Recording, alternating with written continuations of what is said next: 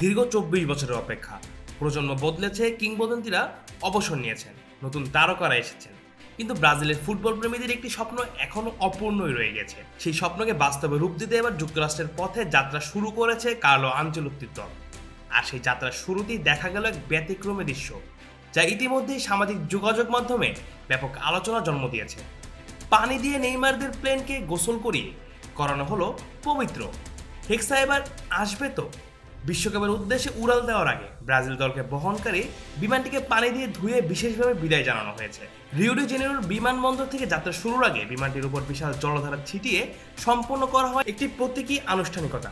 ভিডিওটি প্রকাশের পর থেকেই অনেক সমর্থকের মনে প্রশ্ন জেগেছে, বিশ্বকাপ খেলতে যাওয়ার আগে কেন বিমানকে এভাবে গোসল করানো হলো? এর উত্তর লুকিয়ে আছে বিমান চলাচলের দীর্ঘদিনের একটি ঐতিহ্যের মধ্যে। এই আয়োজনের নাম ওয়াটার ক্যানন স্যালুট। বিমানবন্দরের রানওয়ের দুই পাশে অবস্থান নেয় দমকল বাহিনীর দুটি ট্রাক।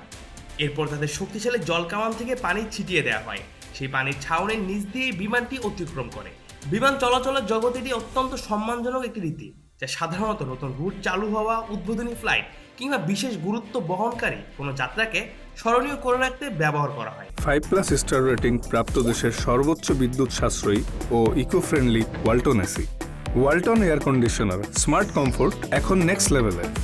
আর ব্রাজিল দলের ক্ষেত্রে বিষয়টি ছিল আরও বিশেষ, কারণ এটি শুধু একটি আন্তর্জাতিক সফর নয়, বরং বিশ্বকাপের মঞ্চে হারিয়ে যাওয়া শ্রেষ্ঠত্ব পুনরুদ্ধারের অভিযাত্রা। বিমানবন্দর কর্তৃপক্ষ ব্রাজিলিয়ান ফুটবল ফেডারেশনের অনুমোদনে সম্পন্ন হয়ে আয়োজনকে অনেকেই যাত্রার প্রতীকী আশীর্বাদ বা শুভকামনা হিসেবেও দেখছেন, যেন যুক্তরাষ্ট্রের উদ্দেশ্যে রওনা হওয়ার আগে সৌভাগ্যের বার্তাই দেওয়া হলো 5 বারের বিশ্ব চ্যাম্পিয়নদের। সর্বশেষ 2002 সালে রোনালদিনহোদের হাত ধরে বিশ্বকাপ জিতেছিল ব্রাজিল। এরপর কেটে গেছে প্রায় আড়াই দশক, 2006, 2010, 2014, 2018 কিংবা 2022। প্রতিবারই বড় আশা নিয়ে বিশ্বকাপে গেলেও শেষ পর্যন্ত শিরোপা অধরাই থেকেছে। ফলে হেক্সা এখন শুধু একটি লক্ষ্য নয়, বরং কোটি ব্রাজিলিয়ানদের আবেগের নাম। আর সেই স্বপ্ন পূরণের দায়িত্ব এবার কার্লো আনচেলত্তির কাঁধে। ইউরোপিয়ান ক্লাব ফুটবলের সবচেয়ে সফল কোচদের একজন এখন নেতৃত্ব দিচ্ছেন বিশ্বের অন্যতম সফল জাতীয় দলকে। এদিকে আমেরিকা পৌঁছেও একইভাবে বরণ করে নেওয়া হয় সেলেসাওদের, অর্থাৎ ডাবল ওয়াটার ক্যানন স্যালুট।